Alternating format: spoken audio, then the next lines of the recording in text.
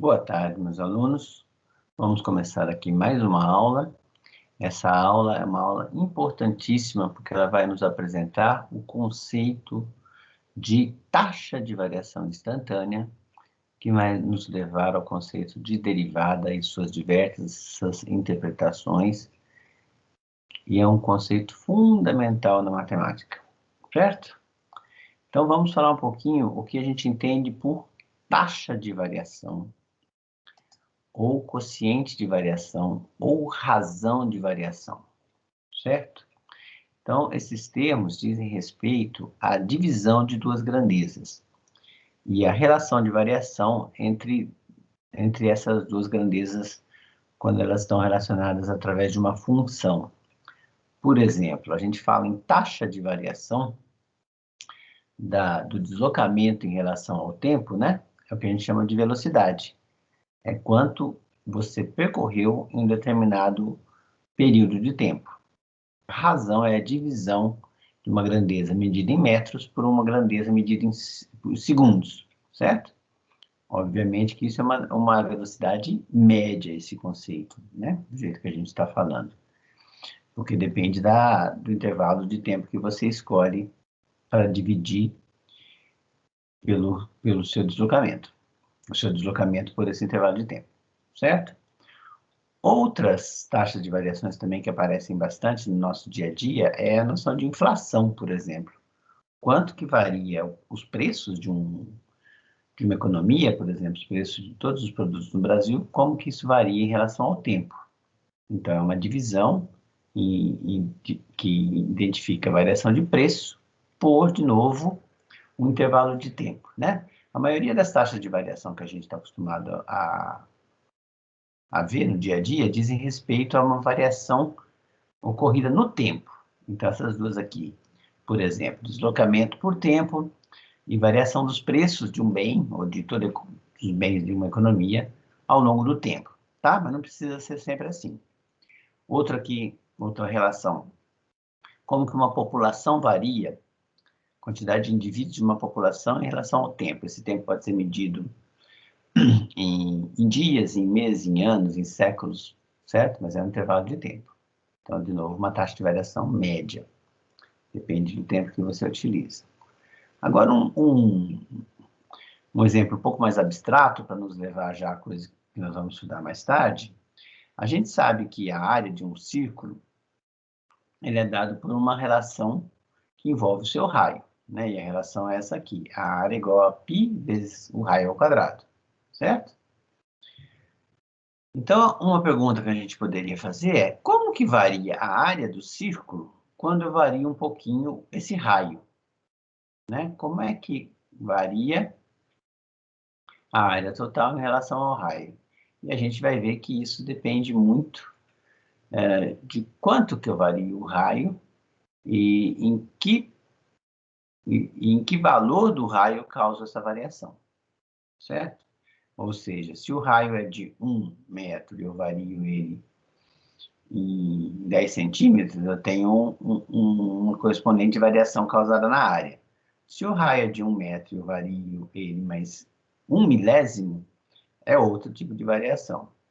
Agora, se o raio é de 10 metros e eu vario ele, faço as mesmas variações, 1 centímetro, depois 1 milímetro, também isso causa diferentes variações na área. Como é que a gente analisa todos esses casos? A gente vai ver isso com calma daqui a pouco, tá?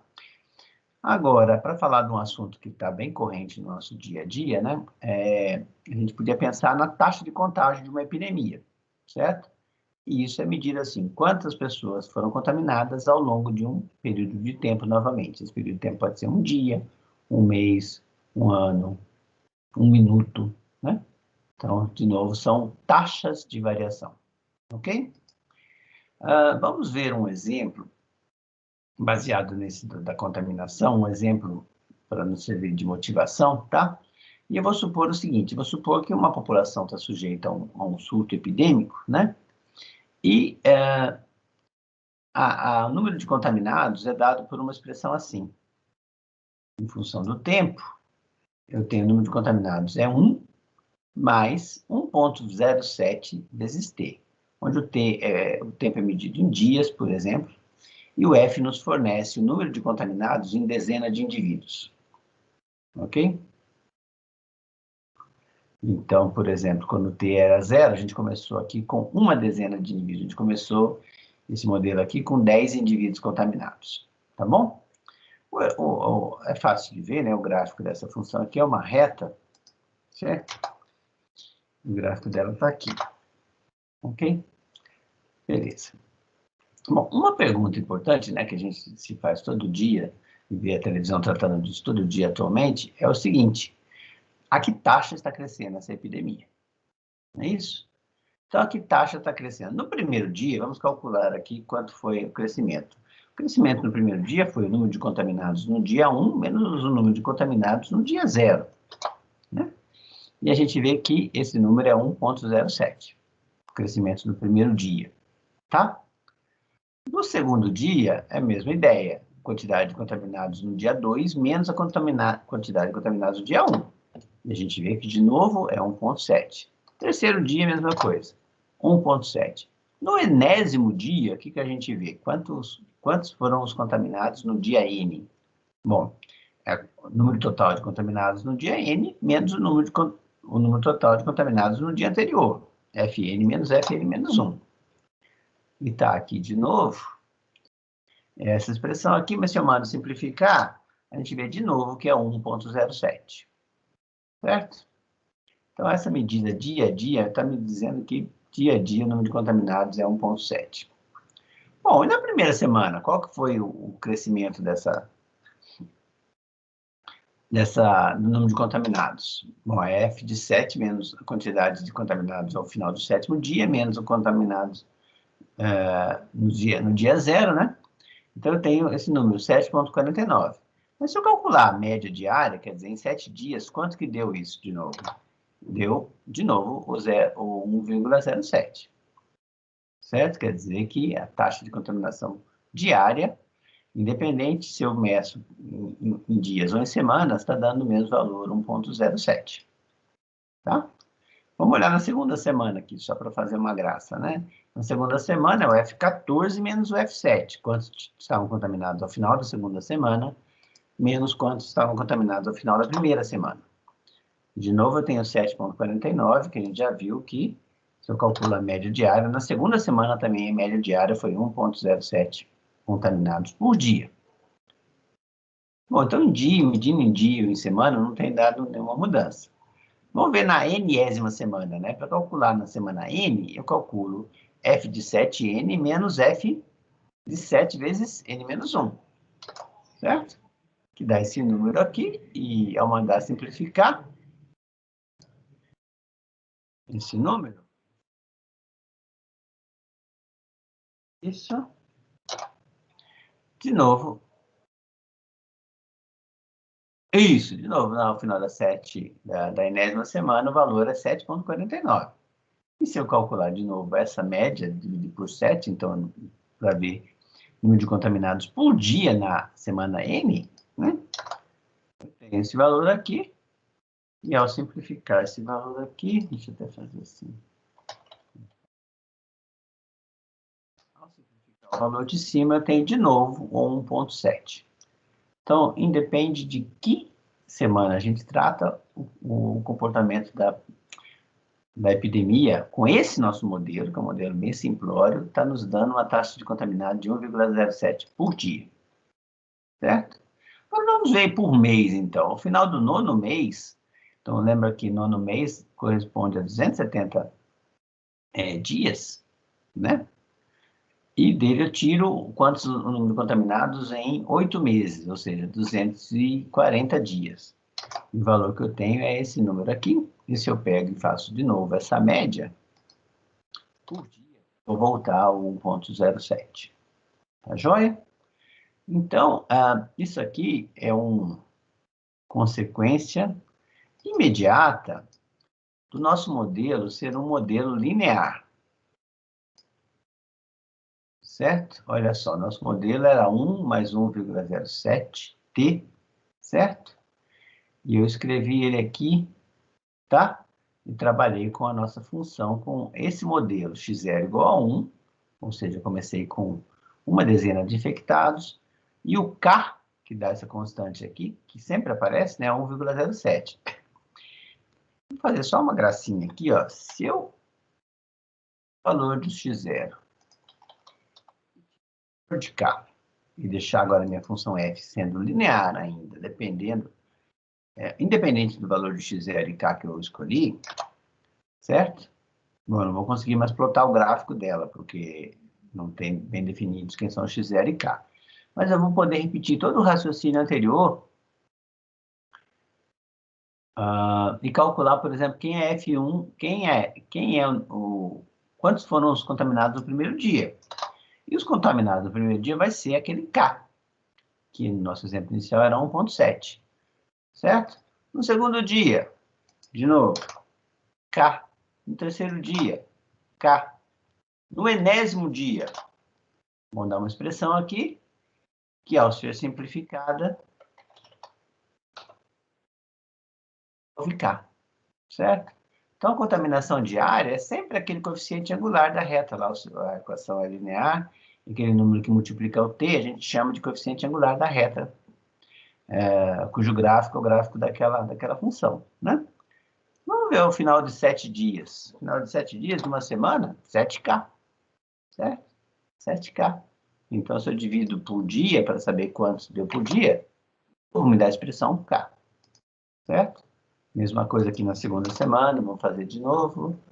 7K, K, certo? Na enésima semana, então, vamos ver se agora muda alguma coisa. Eu peguei lá na semana 52, cada ano tem 52 semanas. Então, um ano depois que a epidemia começou, como é que está o crescimento do contágio? Ele é dado por essa expressão aqui, que ao simplificar dá de novo 7K, certo? E se eu calculo a média dá isso, e simplificado vai dar de novo K. Então, a média diária não se altera, independente de que instante da epidemia eu estou calculando esse número de contaminados, e também depende do intervalo de tempo que eu estou levando em consideração, certo? Vamos ver para o nono mês. O nono mês, ó, dá 30K, certo? Como a gente esperava, dividido por 30, dá uma média de K infectados por dia. K dezenas, né? Que o número é medido em dezenas. Ok, então não importa em que instante da epidemia eu estou fazendo essas contas, e nem o intervalo de tempo que eu estou usando para calcular essa média, está sempre dando a mesma média diária de K dezenas de infectados por dia, tá? Não importa se eu uso dia, mês, semana, e não importaria se eu usasse segundo, milésimo de segundo, ano, século, o modelo funcionaria igual. Isso é característico do modelo linear, tá bom?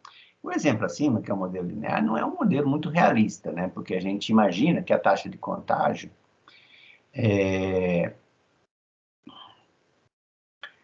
ela não vai se manter constante ao longo do tempo, né? No período do tempo grande, certo? E ela também não vai se manter inalterada, independente de quando considere essa taxa, se é no começo da pandemia, se é no meio, se é no final. Então, um modelo mais realista é o que a gente chama do modelo logístico. O modelo logístico, que é dado por essa equação aparentemente complicada aqui, depois a gente vai ver até como a gente, no curso de equações diferenciais, a gente vai ver como a gente desenvolve essa fórmula aqui para G. Estou chamando de G agora, que eu tinha chamado de F, né? O tempo continua sendo medido em dias, e G agora nos fornece o número de contaminados em dezenas de indivíduos de novo, certo? E vou pegar aqui alguns valores para os parâmetros y0, t grande e o r, só para poder desenhar o gráfico da G, e olha só como fica o gráfico da G. O gráfico da G nos diz, então, que o número de contaminados no começo é uma coisa que cresce lentamente, certo? Depois, em pouco tempo aqui, ele cresce, ó, da quantidade de 200 aqui, de 100, de 50 contaminados, ele cresce rapidamente, um pequeno intervalo de tempo para a casa dos 1.000, lembrando que é 1.000 dezenas de indivíduos, então representa 10 mil indivíduos. E aqui mais para o final, quando a população já está quase toda contaminada, minha população aqui está na casa dos 10 mil, pelo exemplo que eu plotei, quando a população já está quase toda contaminada, então não tem mais muito quem contaminar, a taxa decresce e se estabiliza ali perto daqueles 10 mil indivíduos, certo? Então, esse é o movimento, esse é o modelo chamado logístico, e ele reflete melhor que o caso anterior, o nosso nível de contaminação. Então, vamos refazer agora aquelas contas para o caso logístico, né? Então, qual a taxa de crescimento agora da epidemia modelada por esse modelo, né? Então, o que é G1 menos G0? G1 menos G0 me dá aqui uma taxa em dezena de indivíduos de 0,05. No primeiro dia, era essa taxa que estava crescendo, certo? No segundo dia, olha aqui, a primeira era 0,051, na segunda 0,053. Não é a mesma, mudou, sofreu alteração, diferente do caso linear, tá? No terceiro dia, 0,056, cresceu mais um pouco. E no enésimo dia? No enésimo dia, seja lá esse dia 1, 2, 3, ou o dia 1000, ou o dia 365, depois, o que dá essa expressão? Essa expressão me dá essa coisa que está em cima, que é o que está aqui dentro também, né? Que eu vou simplificar. Vamos ver se isso vira constante, como no caso linear. Você vê que é uma expressão que agora não é constante. O nzinho, que é o número de dias que a gente está calculando, aparece aqui, em cima e embaixo, certo? Essa expressão toda aqui. Então, isso me diz, né, que eu não sei bem como ainda, porque a gente não sabe analisar direito o gráfico, é para isso que a gente está construindo essas ferramentas, para poder interpretar o que o gráfico está nos dizendo. Então, eu não sei fazer essa interpretação ainda, mas o que esses números estão dizendo é que, ao contrário do caso linear, aqui a taxa de contágio, ela se altera com o N, certo? Se altera com em que posição, em que instante da epidemia eu estou. Se eu estou no instante N igual a 1 no primeiro dia, ela vai me dar uma taxa de contágio. Se eu estou no instante um ano depois, N igual a 365, ela me dá outra, e depende desse número que está aqui, certo? Mesma coisa para semanas. Na primeira semana, a taxa é de 0,47, o que me dá uma taxa média de 0,059 por dia, certo? Lembra que lá atrás, o primeiro dia era 0,51, depois 0,56 e tal. E agora aqui, a taxa na primeira semana, calculado ao longo de 7 dias, né, me dá uma taxa diária de 0,059. Na segunda semana, média de 0,59, ou média não, é a taxa ao longo dos 7 dias, né, a taxa semanal é 0,59, se eu divido isso por 7, me dá agora um número 0,084, bem diferente da primeira semana. A segunda semana já está na casa do 0,084, e na primeira semana estava no 0,059. Certo? Então, isso muda semana a semana.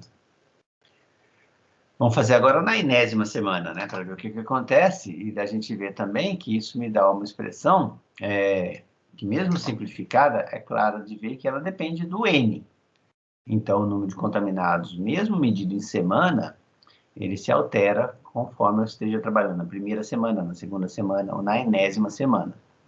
E se eu olho para a média, nessa semana, a média diária também se altera. Certo?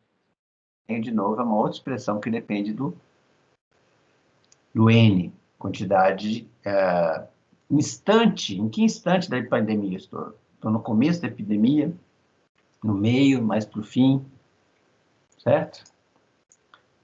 E também no nono mês, por exemplo, né, que é o que a gente está vivendo agora, mais ou menos, a epidemia começou em março, nós estamos mais ou menos no nono mês, então ao longo do nono mês, olha como é que está a taxa de infecção, 4,7, lembrando que é dezenas, então 47 indivíduos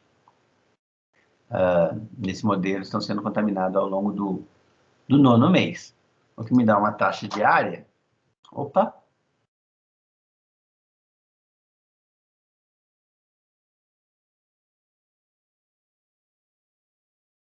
Tem alguma coisa errada aqui, porque está me dando...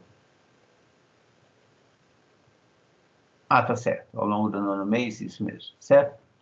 Então, isso aqui não depende de N, não. Estou olhando para o nono mês, só que isso aqui dividido por 30, né, me dá uma taxa diária de 0,15, né?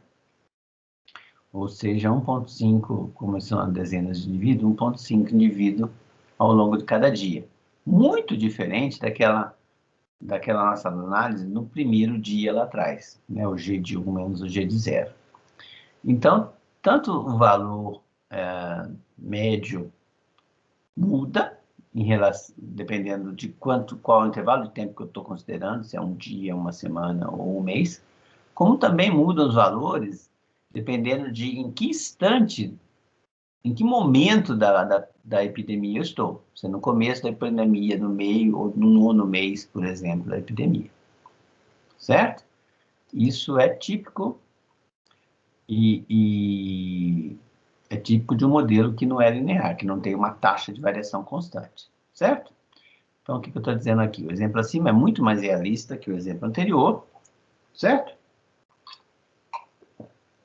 E ele nos diz que a taxa de contágio é pequena no início, cresce ao longo do tempo e acelerando cada vez mais, e finalmente perde a força, começa a diminuir a taxa de infecção no momento que você começa a chegar próximo do número total de indivíduos da sua população, né? Quer dizer, que você já contaminou quase todo mundo, então não tem mais muito quem contaminar, o vírus não tem como se espalhar muito, a taxa de contaminação cai. Beleza, vamos ver aqui o que acontece aqui. Eu fiz um gráfico para exemplificar isso, certo? Então, isso é a nossa função G, que representa o número de contaminados ao longo do tempo, certo? Nos primeiros 250 dias. Lembrando que a quantidade é dada em dezenas de indivíduos, então aqui 1.000 representa 10.000 pessoas, 1.000 dezenas de indivíduos. Tá bom? E eu vou olhar aqui para um intervalo de tempo fixado, por exemplo. Vamos fixar primeiro um instante de tempo T0. Um instante de tempo T0 aqui no 100, no dia 100, certo? Aí, quase 100.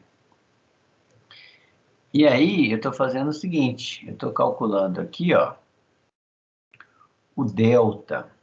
O que esses números estão me dando? Esses números estão me dando aqui o número de contaminados no dia 100, que é o T0, e o número de contaminados 100 mais delta dias depois, certo? Ou seja, então aqui eu estou andando com o delta, vamos ver aqui, meu delta é 15 pontos, vamos diminuir o delta, vamos lá para o delta igual a alguma coisa próximo de 10, 9,95. Então, estou olhando para o dia 100 e o dia 110, praticamente, certo? E estou olhando para o correspondente aumento aqui no número de infectados. Essa diferença aqui entre as duas linhas pontilhadas horizontais me dá o aumento causado ao longo desses 10 dias computados aqui perto do dia 100. Bom, então o que eu vou fazer agora? Eu vou manter esse delta, que é a variação dos dias, fixo em 10, certo? E vou modificar o T0 na curva. Então, ou seja, eu vou olhar para o mesmo tipo de comportamento que acontece quando eu acresço num dia T0 qualquer, que eu vou mexer no T0 aqui, mas num dia T0 qualquer, quando eu acresço 10 dias, certo? E vou olhar para a correspondente variação entre as linhas pontilhadas aqui, que vai me dar quanto que a pandemia, quanto que a epidemia, o número de contaminados está crescendo ao longo desses 10 dias. Só que, então, olha só, e para mostrar que isso depende do instante do momento da epidemia que a gente está, tá? Então, se em vez do dia 100 eu olhar lá para o começo da epidemia, não dá nem para a gente ver direito, né? Olha só, então uma variação agora aqui de 10 dias causa uma pequena variação aqui no número de contaminados no começo da epidemia. Já se eu for aqui para a parte mais íngreme da curva, a gente vê que a mesma variação do delta aqui de 10 dias está causando uma variação maior aqui. As linhas horizontais estão mais afastadas aqui, o que representa o maior número de contaminados nesses 10 dias, certo? Então, a média diária também cresceu. Se eu aumento ainda mais aqui, ó, opa, aqui já começa a diminuir de novo. Aqui está a maior, né? A maior variação causada pelo número de contaminados por um delta, por um intervalo de 10 dias, tá? Se eu passo desse ponto aqui, que a gente vai depois estudar e chamar esse ponto de inflexão, a gente vê que num instante da epidemia, depois desse ponto, a média de 10 dias, né? A média de 10 dias causa um acréscimo menor do que causava antes do ponto de inflexão, certo? A distância entre as linhas horizontais agora ficou menor, tá? Então é isso que eu queria chamar. E vai ficando cada vez menor, olha só, quase estabiliza lá no final, quando a gente está perto do dia 200, tá bom? Ao contrário do que anda para cá. Ah, tá aqui no começo também, né? Era pequeno a variação, né? Então, é isso que eu estava querendo dizer. No começo da epidemia, se eu meço por um período de... Vamos fazer uma coisa? Vamos fazer o seguinte, vou chamar... A gente tem muito esse negócio de média móvel hoje em dia, então vamos mudar o delta, fixar o delta em 7, certo? Ao longo de 7 dias, né? Tá vendo? O delta nem mexe mais, eu estou fixando ao longo de 7 dias. E o que está acontecendo aqui com a variação do número de contaminados? Ela é pequena, a média ao longo dos 7 primeiros dias, né? Eu só não estou calculando a média móvel, como se diz na televisão hoje em dia, porque a média móvel precisaria dividir esse número por 7. Mas eu estou calculando o número de contaminados ao longo do período de 7 dias, que é justamente a diferença entre essas linhas horizontais aqui. Então, no começo da epidemia, por esse modelo aqui, o número ao longo de 7 dias era pequeno, a diferença entre essas duas linhas pontilhadas. Ele vai aumentando, tá? E quando passa aqui pelo tal do ponto de inflexão, olha só, ao longo de 7 dias, a diferença já é bem grande aqui, ó, de 400 para 500, é 100 vezes, 100 dezenas de indivíduos, né, ao longo desses 7 dias. E depois desse ponto, ó, aqui também, de 500 a 600, e depois desse ponto, ela começa a diminuir, certo? Então, o ponto de inflexão é um ponto importante para a gente estudar, como a gente vai ver, porque ele nos diz quando que a epidemia começa a perder força, certo? Ok, vou fazer a mesma análise agora, só fazendo o seguinte, vou fazer a reta que une esses dois pontos aqui. Encontrei isto na web.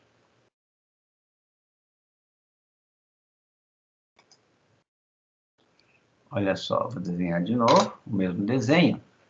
Vou fixar aqui o delta igual a 7, mais ou menos. Só para a gente ver a média, a quantidade ao longo de uma semana, certo? E vou variar o T0. É o mesmo desenho de antes, só que agora...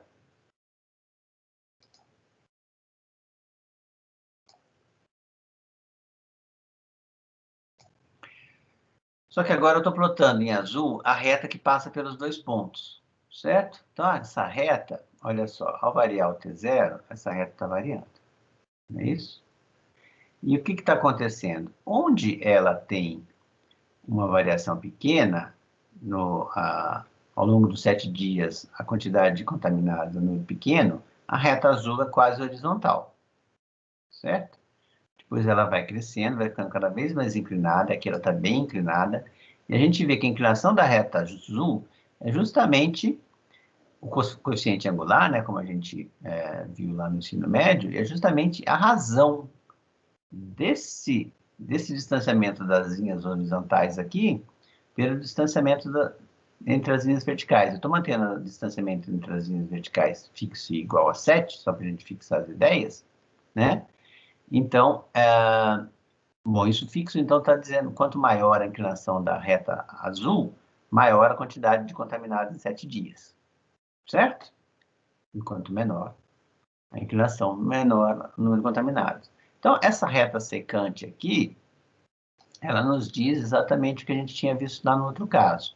Olha só, voltando lá para trás, que a reta azul é bem horizontal no começo, ela vai ficando cada vez mais inclinada, vai ficando cada vez mais inclinada, vai alcançar o ápice da sua inclinação aqui nesse ponto, mais ou menos aqui, que é o ponto que a gente chama de inflexão, e depois disso a reta azul começa a ficar, olha só, menos e menos inclinada, cada vez mais horizontal, certo? E vai tender a ficar completamente horizontal conforme a gente chega nesse estágio da epidemia. Tá bom? Então, isso é só para salientar, depois a gente vai voltar a esse assunto, a relação geométrica entre a taxa de variação instantânea e a inclinação da reta secante. E o que acontece com a inclinação da reta secante quando a gente pega intervalo de tempo cada vez menor, certo? Que vai nos levar, como a gente está vendo aqui, ao conceito de inclinação da reta tangente. Essa reta agora aqui, ó, o delta foi para zero praticamente, está no 0,01. Então, essa reta agora aqui deixou de ser uma reta secante para ser uma reta tangente. E como a inclinação dessa reta tangente vai nos dar informação sobre o desenrolar do fenômeno que a gente está estudando. Beleza? Eu vou pular esse gráfico aqui. E vou falar então agora do exemplo 6, que trata da velocidade uniformemente variada, né? Inicialmente, a gente vai lembrar de uma fórmula no ensino médio que tratava do movimento uniformemente variado. Então, S é o deslocamento, é a posição no instante t, uma função de t. V0 é a velocidade inicial, S0 é a posição inicial, A é a aceleração com que o movimento é dado, né? A partícula se move. E eu estou considerando, então, um movimento uniformemente variado, significa que a aceleração é constante, tá? Para chegar a essa fórmula aqui de uma maneira rigorosa, a gente vai precisar justamente do conceito que a gente está desenvolvendo, que é o conceito de derivada. Então, uma vez que a gente tenha entendido o conceito da derivada, a gente vai voltar e desenvolver essa fórmula aqui sem a mágica que ela nos foi apresentada no ensino médio. Certo? Beleza. Então, por hora, a gente vai aceitar essa fórmula sem muito questionamento e eu vou usá-la para resolver o seguinte problema. Eu solto uma melancia do alto de um prédio de 125 metros. Então, solto ela com velocidade zero, certo? Velocidade inicial zero e o S0 dela, posição inicial, 125. Eu quero saber qual é a velocidade com que essa melancia se esborracha quando ela chegar no chão. Bom? Então, é uma velocidade instantânea, porque o esborrachamento não se dá ao longo de nenhum intervalo de tempo, se dá num instante. Pá! Ok? Agora a pergunta é, esse problema está bem posto? Existe uma velocidade com a qual ela se esborracha? Certo? E eu consigo calcular? Bom, se eu consigo calcular é outro problema. Mas existe essa velocidade? Existe, né? Quando eu solto, ela está com velocidade zero, ela está sendo acelerada pela gravidade, vai aumentando a velocidade, vai aumentando a velocidade, vai aumentando a velocidade. Quando ela chega e bate no chão, naquele instante que ela colide, certo? Não tem ΔT envolvido ali, é simplesmente um instante, mas ela está com uma velocidade bem definida quando ela chegou ali. Como calcular essa velocidade? Né? Então, no nosso caso aqui, a gente está com S0, 125, o V0, 0, e a nossa aceleração da gravidade tomando, né, orientada negativamente para baixo, então ela é menos 10 metros por segundo, certo? Então, a nossa fórmula original lá se transforma nessa aqui, 125 menos 5t ao quadrado, tá? O que me dá o seguinte, então, bom, para se esborrachar, né, ela tem que percorrer 125 metros, e isso vai ocorrer justamente no instante t igual a 5 segundos, certo? Quando t for 5 segundos, o S vai ser zero, quer dizer, ela chegou no solo e se esborrachou. Então, o instante de esborrachamento se dá aos 5 segundos, né? E nosso problema, então, é determinar qual a velocidade da melancia 5 segundos após ser solto do prédio, ok? Então, qual é a ideia com isso? Bom, então é uma velocidade instantânea, como a gente já viu. Então, não posso usar as formas de velocidade média que a gente aprende no ensino médio. Então, o que eu vou fazer? Eu vou fazer o seguinte. A fórmula da velocidade média está aqui, ΔS, o espaço percorrido dividido pelo tempo gasto para percorrer, certo? Mas essa não é uma velocidade média, eu quero a velocidade instantânea. Então, o que eu vou fazer? Eu vou usar o seguinte procedimento. Eu vou fixar um instante final de desborrachamento, chamar ele de T final, 5 segundos, certo? Eu já sei quem ele é. E aí eu vou criar uma sequência de instantes iniciais e calcular cada vez mais próximos desses 5, e calcular as velocidades médias entre esses Tn e os 5, certo? Então, eu vou fazer o seguinte. Por exemplo, eu vou calcular uma sequência de instantes, 5 menos 1 sobre n. Para cada n, eu tenho um instante cada vez mais próximo do 5, e vou calcular essa velocidade média aqui. A velocidade média, então, é o s do t final menos o s do t inicial, dividido pelo espaço de tempo. Deixa eu só voltar aqui e dar um valor para o t final, que eu não dei.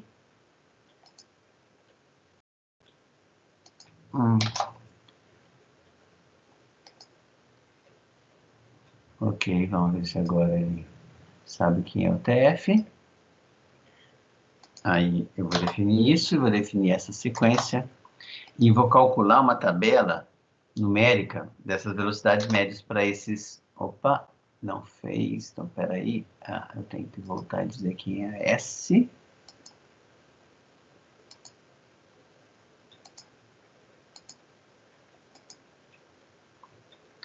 A S está aqui. Vamos ver se ele vai aceitar. Não aceitou, então vamos fazer o seguinte.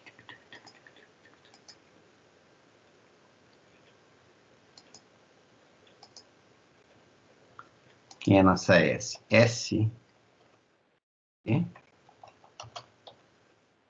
S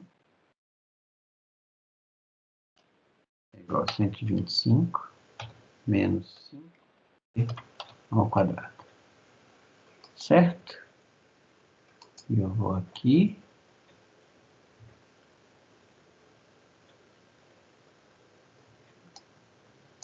Copiar isso aqui. Deixa eu colocar aqui. Pronto. E agora eu vou calcular exatamente. Olha só, calculei aqui a velocidade média para para os 50 primeiros instantes Tn dado por essa fórmula aqui. Então, 5 menos 1, 5 menos 1 meio, 5 menos 1 terço, e fui calculando a velocidade média de todas elas. E obtive essa tabela aqui, ó, menos 45, menos 47,5, piriri, piriró, até aqui onde a gente vê que está se aproximando muito do 49, do menos 49. O sinal de menos é porque eu estou tomando a orientação negativa para baixo, certo? Então, a gente vê que para essa quantidade de instantes cada vez mais próximos dos 5, eu estou conseguindo uma tabela de velocidades médias cada vez mais próxima dos 50, negativamente, certo? Mas isso podia ter sido... vamos ver aqui o gráfico dessas tabelas. Olha aqui. Para cada instante eu estou calculando a velocidade. Mas isso podia ter sido uma consequência da escolha da minha sequência, né? Eu escolhi uma sequência muito particular. 5 menos 1 sobre 1 sobre n. Tá bom? Então, eu não posso garantir que a velocidade instantânea no instante de esborrachamento vai ser menos 50, porque pode ser que minha análise está dependendo da escolha da sequência de instantes, tá? Olha só, vou fazer mais duas escolhas de sequência de instantes aqui. Então, em vez de 5 menos 1 sobre n, vou fazer 5 menos 1 sobre n à quarta, tá? Que claramente se aproxima do 5 quando o n cresce. Ou então essa outra aqui que eu estou chamando de Wn, que é 5 menos 1 sobre exponencial de n, certo? Quando n cresce, exponencial de n cresce limitadamente, isso tudo, ambas convergem para zero, tá? E vou plotar o gráfico dessas duas aqui agora. A velocidade média correspondente a cada uma dessas sequências de instante. E as duas estão aqui, ó, tanto a G1 quanto a G2 converge mais rapidamente e ambas convergem para o menos 50. Velocidade, então, menos 50. Mesmo assim, algum cético poderia dizer assim, uai, mas ainda você está trabalhando com sequências bem específicas. Pode ser que esse resultado seja uma consequência da escolha das sequências de instantes que você fez. Certo? Então vamos tentar resolver esse problema. Bom, o problema no cálculo da velocidade de emborrachamento é que a gente sabe calcular facilmente as velocidades médias, mas o conceito de velocidade instantânea que a gente está querendo é algo novo, certo? Algo novo por quê? Porque ele envolve o quociente do deslocamento pelo tempo gasto para tal deslocamento, mas quando esse tempo tende a zero, né, em intervalos de tempo cada vez menores. Bom, mas a gente já entendeu este processo de analisar comportamento de funções, onde uma das variáveis, a variável livre, tende a zero, certo? Ou no caso aqui, a diferença entre a variável livre, que é o Tn, e o T final, tende a zero. A gente já viu isso nas aulas anteriores, e é justamente o conceito de limite, tá? Então, o que a gente já está analisando aqui, o que a gente quer analisar para calcular a velocidade instantânea, é o limite das velocidades médias quando uma sequência de instantes Tn se aproxima arbitrariamente do valor final que a gente já especificou aí, que é o instante de esborrachamento, que é o 5. Então, o que a gente quer analisar e se livrar da escolha de uma sequência de instantes particular é exatamente esse limite, o limite das velocidades médias, quando a variável livre do tempo das velocidades médias, né, se aproxima do instante final, o tal do 5, certo? Então, vamos olhar para essa expressão aqui com mais calma. A velocidade média é dada por essa expressão aqui, as velocidades médias, bem entendido, se aproximando do instante TF de esborrachamento. Tá? Estou fixando esse instante aqui e estou olhando para a velocidade média, deixando a variável t se aproximar arbitrariamente do instante de esborrachamento, porque eu quero calcular a velocidade instantânea no instante de esborrachamento, tá bom? Então, se eu substituo a expressão por S de T de F e S de T aqui, bom, primeiro que a gente vê é o seguinte, né? Essa é uma daquelas, um limite não tão simples de calcular, porque ele tem uma indeterminação daquele tipo 0 sobre 0, né? Se essa função fosse contínua, né, à medida que o t se aproxima do tf, o t final, o limite dela seria o cálculo da função, justamente substituindo o t pelo t final. Né? Mas a gente vê que isso leva a uma indeterminação daquela do tipo 0 sobre 0. Porque aqui embaixo, quando o t se transforma, substituído pelo tf, dá zero, e aqui em cima também. Opa, no numerador também. Quando o t é substituído por tf, dá zero. Então, dá uma indeterminação do tipo 0 sobre 0, e a gente precisa levantar essa indeterminação para calcular o limite, tá? Isso é fácil, isso é feito facilmente aqui nesse caso, porque quando a gente substitui as expressões por S, eu obtenho esse numerador aqui, opa, certo? Que após uma simplificação algébrica simples, se transforma nisso aqui. E lembrando que aqui em cima eu tenho a diferença de quadrados, então eu posso fatorar isso aqui e dividir pelo de baixo e chegar a essa simplificação final, onde essa última igualdade aqui vale qualquer instante de tempo t, exceto no instante de tempo t igual ao tempo final. Certo? Mas a gente já viu que isso não atrapalha o cálculo do limite. O Teorema 2, então, nos garante que calcular o limite faltou um mzinho aqui, subíndice da velocidade média, né?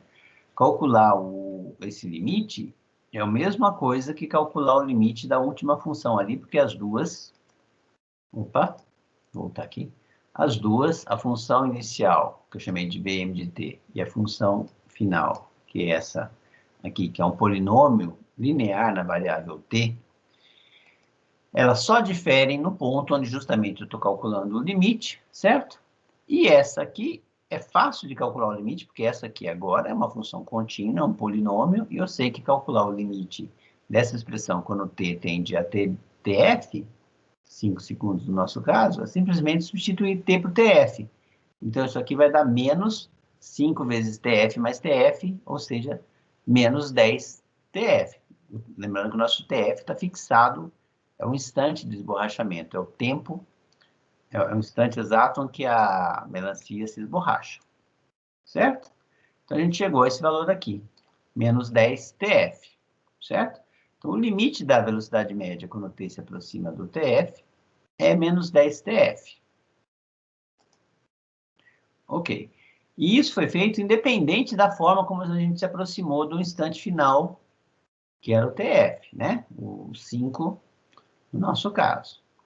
Então, isso não dependeu da escolha da sequência de aproximação, tá? Então, no nosso caso, deu 10 menos TF, o nosso TF era o instante 5 segundos, então, de novo, a gente chegou àquele mesmo 50 metros por segundo que tinha, que a escolha das nossas, que as escolhas particulares de sequências de instante tinham nos dado. Ok? Beleza. Então, agora se a gente voltar lá para trás e refazer toda a argumentação que a gente fez até agora, trocando o instante de esborrachamento até outro instante, antes do esborrachamento, né? Onde faz sentido verificar que a melancia está em movimento, porque depois do esborrachamento ela não está mais em movimento, a gente vai ver que tudo o que a gente fez poderia ser repetido. Em vez de eu trabalhar com o TF no instante de borrachamento, eu poderia trabalhar com o TF qualquer, certo?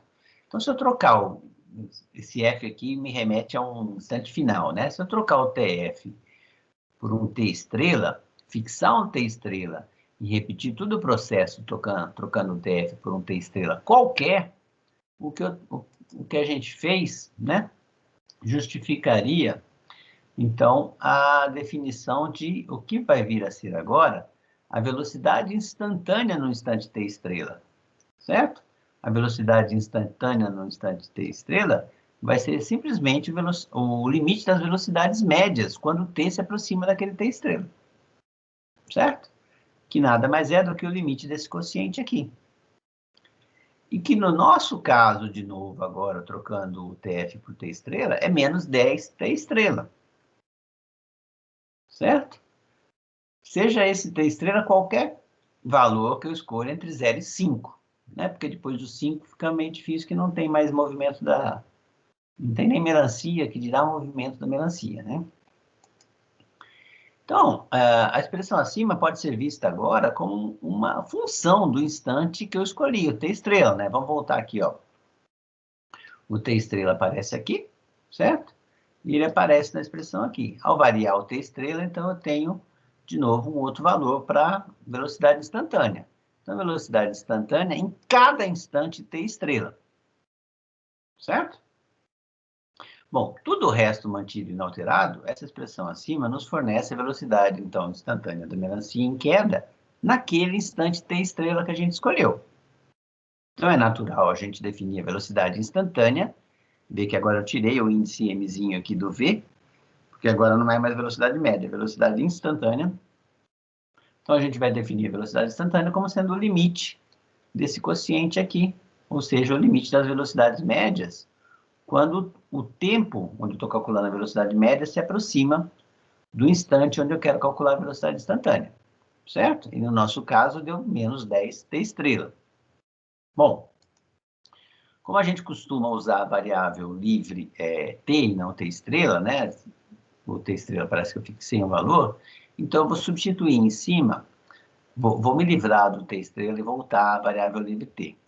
Vou fazer isso chamando de H o T menos T estrela, né? E a gente vê então que quando T tende a T estrela, essa sequência aqui, né? Tende a zero. Então, quando T tende a T estrela, o H tende a zero. Então, a expressão em cima, em vez de ter um limite aqui embaixo do limitezinho, o T tendendo a T estrela, vai ter H tendendo a zero, certo? Eu vou reescrever aquela expressão nesse formato, então. S de velocidade no instante inicial, que era isso aqui, né? Agora com H tendendo a zero, certo? Já que eu me livrei, então, da expressão de T, não tem mais T aqui, tá vendo? O T livre não tem. Eu fiz essa mudança justamente para assumir com o T livre, que agora, já que eu tenho uma expressão que não envolve o T livre, eu posso, mas envolve T estrela, né? Só que a gente não está acostumado a usar a variável livre T estrela. Então, eu vou trocar de novo T estrela por T e voltar a escrever essa função aqui como uma função da variável livre T. Então, vou escrever agora a velocidade instantânea como sendo o limite das velocidades médias quando o h vai para zero, certo? E no nosso caso anterior é menos 10t, certo? Bom, isso tudo, então, nos motiva a seguinte definição. Nós vamos chamar de derivada da função s de t a seguinte função. Para cada instante t, eu vou denotar a derivada assim, ó, por s' de t. Por quê? Para lembrar que essa derivada é a derivada da função s, que é a função de deslocamento. Tá? Quando eu mudar de função, daqui a pouco a gente vai generalizar esses conceitos. Então, eu vou manter essa notação. Eu vou atrelar a uma função a sua derivada, colocando uma linhazinha aqui em cima, um apóstrofezinho, né? E a definição é essa. A derivada da função s no instante t, denotada por s' de t, vai ser esse limite aqui, certo? Que nada mais é, no caso, quando a s denota deslocamento, nada mais é do que a velocidade média sendo calculada para intervalos de tempo h cada vez menores, certo? Ou seja, o limite das velocidades médias, tá bom? Em outras palavras, a derivada da função s representa a taxa de variação instantânea dessa função em relação à sua variável livre t. No caso da função s representar o deslocamento, a taxa de velocidade, a taxa de variação instantânea é o que a gente chama de velocidade instantânea. Ok? Finalmente, chamamos atenção para o fato de que tudo que foi feito para a função de deslocamento s de t poderia ter sido feito para qualquer outra função, desde que aquele limite que define a derivada existisse, ou exista, certo? Então, isso vai nos levar, na próxima aula, a generalizar esse conceito trabalhando com outras funções em vez da função de deslocamento, certo? E aí a gente vai generalizar esse conceito, interpretá-lo e também apresentar uma interpretação geométrica do significado da derivada, tá? Só já aproveitando para dar um spoiler aqui, né? Esse significado geométrico vai estar diretamente relacionado com a inclinação da reta tangente ao gráfico da função no ponto em consideração. Tá joia? Então era isso que eu queria conversar com vocês hoje.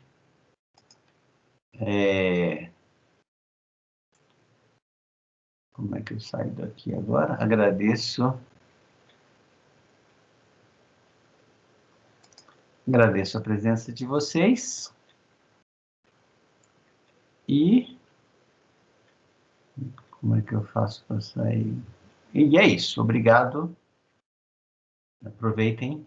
Se não entenderam algum detalhe, voltem e revejam, certo? Para entender direitinho o que aconteceu.